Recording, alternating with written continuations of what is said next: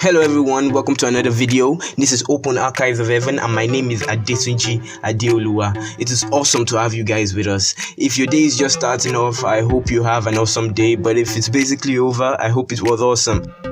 Okay, so today we're going to be talking about something that God has been taking me through for a while now. So this is not a sermon, it's an experience, it's a testimony that I feel is worth sharing so that everyone can learn from it.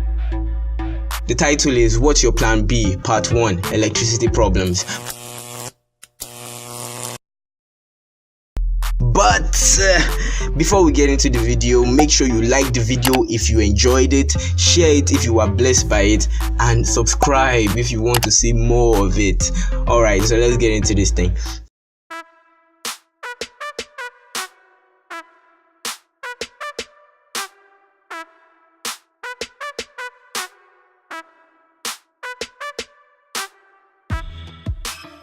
Okay, so the thing about me is that I attend a school, like most public universities, that has terrible electricity, and that is made worse by the fact that there is no school hostel. So all the students have to stay in hostels in different areas around the school.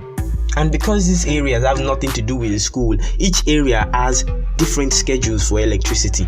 Now, in the area I stay in, we are pretty consistent, meaning when we have power, we can have power for like a week uninterrupted. But that's kind of our downside also, because when we don't have power, we might not have power for about a week uninterrupted. Yeah.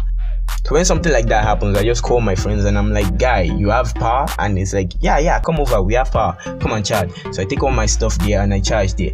But one fateful day, I was in my hostel, I was packing my stuff and I just heard this voice, D, don't go anywhere. Stay in your hostel. You have power when you need it. And I didn't know this at the time, but that was God telling me. God was giving me a promise then that whenever I need power, I would have power in my hostel. I listened and I stayed in my hostel. Not long after we had power. And so I started using that stuff. I was like, okay. I had power the last time, let's try it again. So I didn't go anywhere the next time we had a blackout like that. And lo and behold, we had power when I needed it. I practically became God's mouthpiece during that time, because we would be in class and my friends would be complaining about the fact that we hadn't had power for about 2-3 days, and I would tell them that, don't worry guys, we'll have power by the time we get back to the hostel, because I knew at that moment that I needed it. So I would tell them that, guys, we would have power by the time we get back to the hostel, and whoa, we would have power. So it was a crazy time until one day I was frustrated. I was completely frustrated. We hadn't had power for about 5 days and I was laying in a pool of sweat. And I was telling God, I believe in you. I believe in the plan. I believe in the promise that you have given me. But while I was saying that, I also picked up my phone and I called my guy. Like, dude, you guys have power, right? And he was like, of course, bro, we have power. Come and charge. So I was telling God that I believe in you, but I was packing my stuff. I was packing my PC, I was packing my phone, I was packing my lamp, my kettle, my iron. I was practically moving into their hostel. And I got there and the funniest thing happened.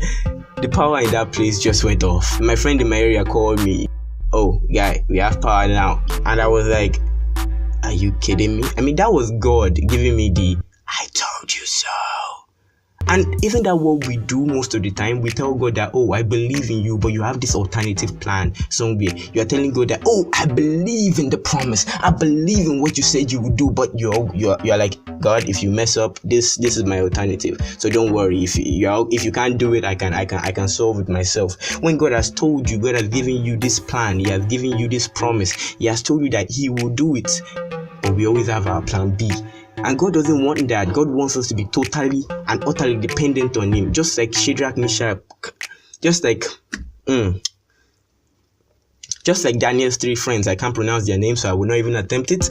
Just like Daniel's 3 friends, they didn't give up. They told the king that even if our God does not deliver us, we will gladly just die. Even if our God does not deliver us, we will still not bow down to your God. So that is the kind of relationship God wants with us. Part 2 will come and I'll start giving us examples. This is just part 1 and I don't want to take up much time. But what I want you guys to understand, at least for the foundation of this series, is that God wants us to be totally dependent on Him with no backup, no alternatives. Because when you have a backup, you start getting doubts. When you have a backup, the devil starts telling you that, hey, dude, it's been a whole 2 seconds since you told God that you needed help and nothing has happened. It starts bringing ideas into your head. It starts telling you that, oh, remember that backup that you had? I think it's time you use it because I don't think God is coming through.